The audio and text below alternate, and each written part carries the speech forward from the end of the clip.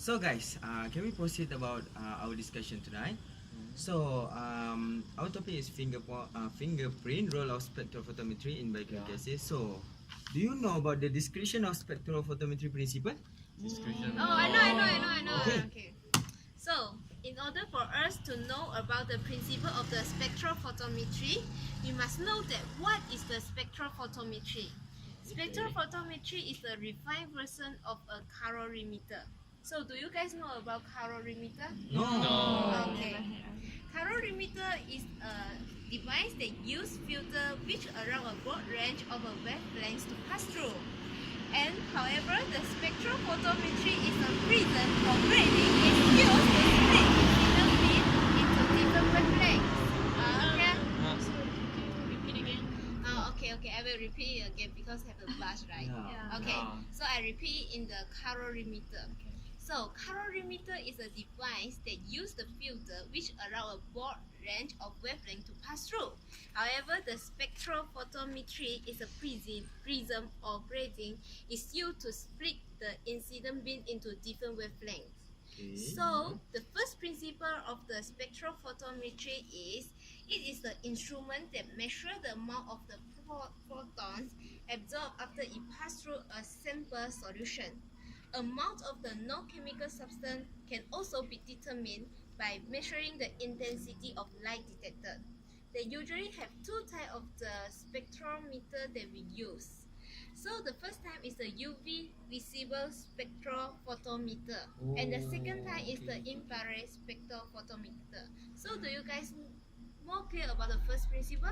Yeah. But Thank it you. also get the second principle of the spectrophotometer. Oh, the okay, second do you, principle. yeah. Do anyone up here know about it? I don't Yes, know. yes, I know. Oh, Oh, you great. can explain it. Okay. The second principle of spectrophotometry is Beer-Lambert law. Beer-Lambert law, we can say it as Beer's law also. So, Beer-Lambert law, this law is to determine the unknown concentration after knowing the amount of absorption. So, to know this equation of Beer-Lambert law, we must know the first two equation. Okay. The first one is the transmitted equation. Transmitted equation. So transmitted is actually a fraction of light that passed through the sample. So this IT is actually the light intensity after the beam of light passes through the cuvette. Okay, and this I naught is actually the light intensity before the beam of light passes through the cuvette. Okay, after we know the transmitted equation, we must also know the absorbent equation. Absorbent equation is actually stands for amount of photons that is absorbed. So this is the equation. So the T here is actually from this equation, the transmitted one. So we can insert this into this. So after we know these two equations, we can proceed to the Beer-Lambert law. So this Beer-Lambert law state that there is a linear relationship between the absorbent and the concentration of the sample. So this law can only be applied when there is a linear relationship only.